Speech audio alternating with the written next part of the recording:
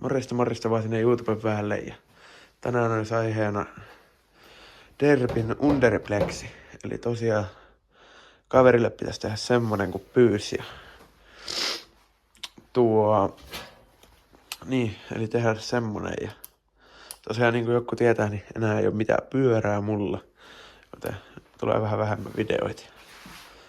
Silleesti, joten tästä tulee niinku 50 senttiä pitkä ja 20 senttiä leveä. Eli aika lai tommonen. Mut ne pitää katsoa kaikki mitat vielä suoraan ja mä voin laittaa ne mitat vielä tähän näin johonkin, jos jotakin kiinnostaa ja silleesti. Laitais mennyt suoraan siihen, vähän piirtellä tosta ja ottaa vähän vaikka timeläspätkää siitä tai sitten ihan peruspätkää. Tosta.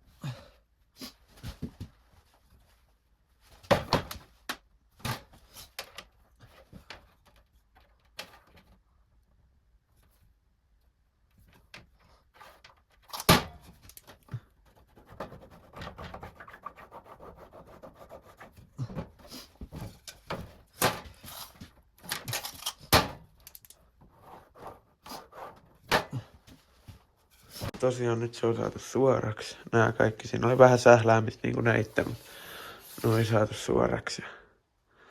Tommonen siitä aika lai tulee. Ja joo, ei kai siinä sitten muuta kuin ruvetaan leikkaamaan.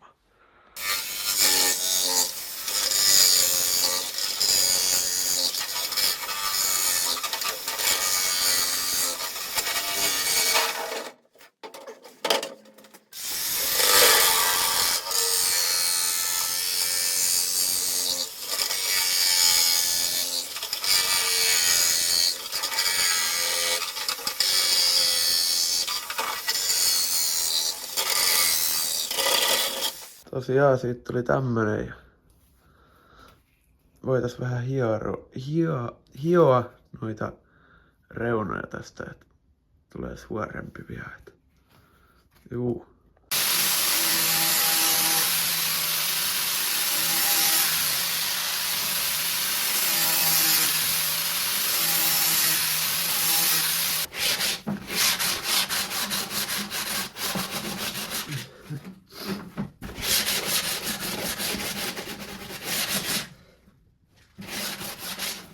Hiottua, niin saadaan paras vaiheet.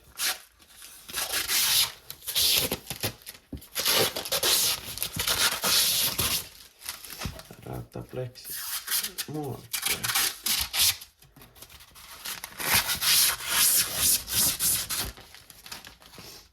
Jäi vielä pikku rämmälä.